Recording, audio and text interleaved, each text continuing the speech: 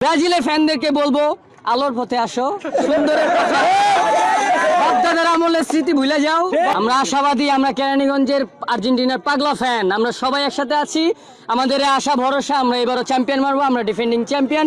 এই সেই লোগো হচ্ছে প্রমাণ, আমরা চ্যাম্পিয়ন। আমরা ব্রাজিলের ফ্যানদেরকে বলবো আলোর পথে আসো, সুন্দরের কথা বাপদাদার আমলের স্মৃতি ভুলে যাও। বর্তমানে কি আছে সেটা নিয়েই বেঁচে থাকো।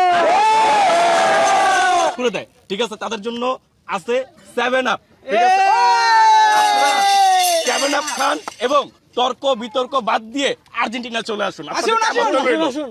বাংলাদেশের একটা আর কি বুলি হয়ে গেছে, যারা আমাদের বিপরীত টিম, আর্জেন্টিনার বিপরীত টিম যারা, তারা শুধু কোনো কথাই খুঁজে পায় না, এই একটা কথাই পাইছে যে হাত দেয়া গোল দেয়া কাপ নিছে। একে তো প্রথমত কথা হচ্ছে যে আমরা ডিফেন্ডিং চ্যাম্পিয়ন, তো আমরা এই বিশ্বকাপে আমাদের প্রথম টার্গেটই থাকবে যে আমরা এই কাপটাকে যেন ডিফেন্ড করতে পারি।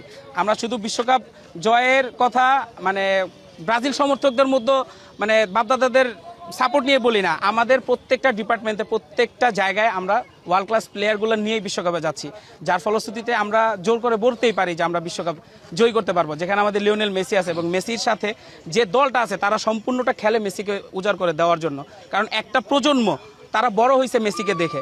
সো স্বাভাবিক দেখা গেছে যে আমাদের সাথেও যদি মেসি খেলতো আমরাও চাইতাম যে মেসির জন্য জানপ্রাণ দিয়ে দিতে।